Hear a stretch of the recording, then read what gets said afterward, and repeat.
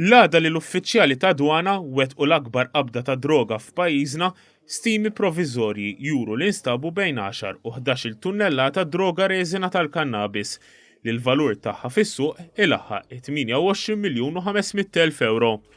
Sorsi qrib tal-investigazzjonijiet qalu li din l-akbar sejba ta' droga f'Malta qed tittieħed b'serjetà kbira minn entitajiet internazzjonali fosthom il-Europol u l-Interpol.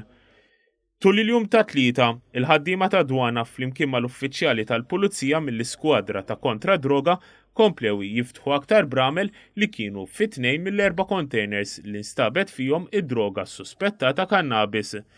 Sissa, infetaħu tbattal minn kollox l-ewwel container bl-uffiċjali qegħdin ibattlu t-tieni container li wkoll irriżulta pożittiv meta kien qed jiġi skenjat mill-uffiċjali ta' dwana. Kollox jindika li droga inħażnet fl-ewwel 2 containers bil-possibilità qawwija li hemm droga wkoll fit-tielet container. Madankollu is-sorsi kkonfermaw li l-uffiċjali ta' dwana se jiftħu l-4 containers li waslu Malta mis-Sirja sabiex jassiguraw li l-ebda biċċa droga ma tiżgiċċa minn pajjiżna.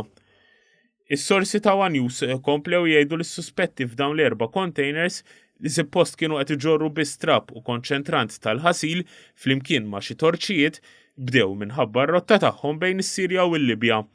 Is-suspetti komplew jissaħħu minn intelligenza u informazzjoni oħra li bdiet tasal li dwana Maltija. Imkejjen qrib l-investigazzjonijiet stqarrew li l-investigazzjonijiet f'dan il-każ jistgħu jkunu diffiċli ferm iżjed minn kull investigazzjoni oħra. Dan minħabba l-fatt li kemm fis-Sirja u anke fil-Libja hemm gwerra ddikjarata.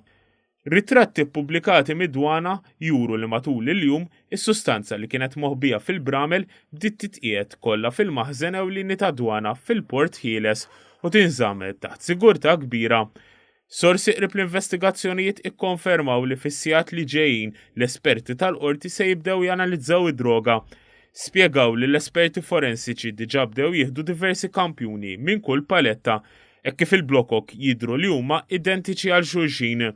Dawn il-kampjuni mbagħad se jittieħdu fil-laboratorji sabiex tingħata konferma iswed fuq l-abjad li s-sustanza misjuba hija verament reżina tal-kannabis.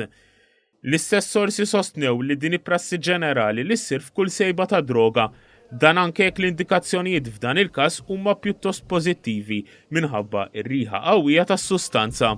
Aktar tard id-droga tibda tiġi eżaminata l-purità tagħha li tista' tlaħħaq sa 70%.